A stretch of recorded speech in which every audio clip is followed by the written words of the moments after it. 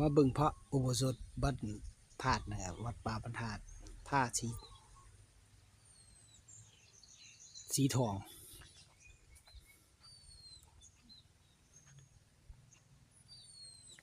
สิพาเดินเมืองรอบนะครับเนาะ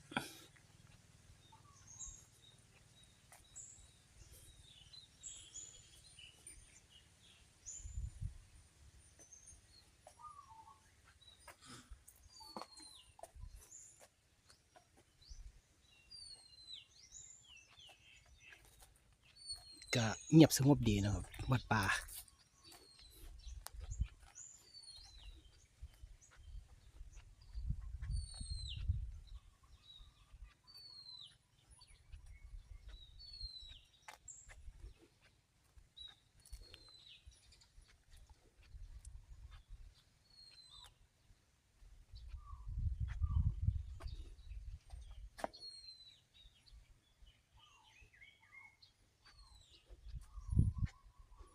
ก็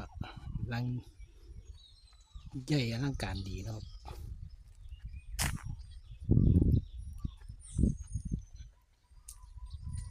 ส่วนทั้งผู้ทั้งหลังทั้งสร้างใหม่ครับ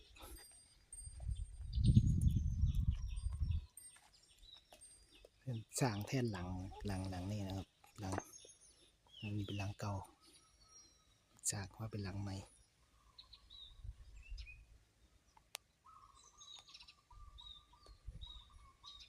ครับปฏิภาพไปเบื้องพระธาตุสีทองครับคือพระเจดีย์อุปโมงค์ธาตุสีทองนี่เป็นพระธาตุเก่านะครับ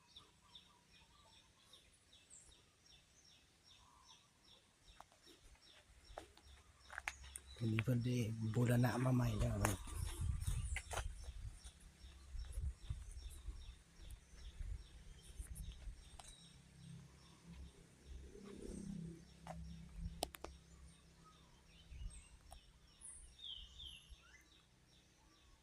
พระเจดีย์ก็สูงประมาณ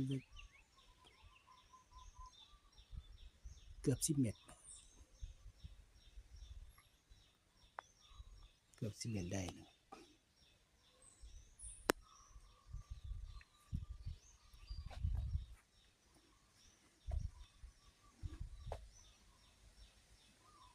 ก็มาสักการะบูชาได้นะครับครับก็ขอจบคลิปไว้ตอนนี้นะครับสวัสดีครับ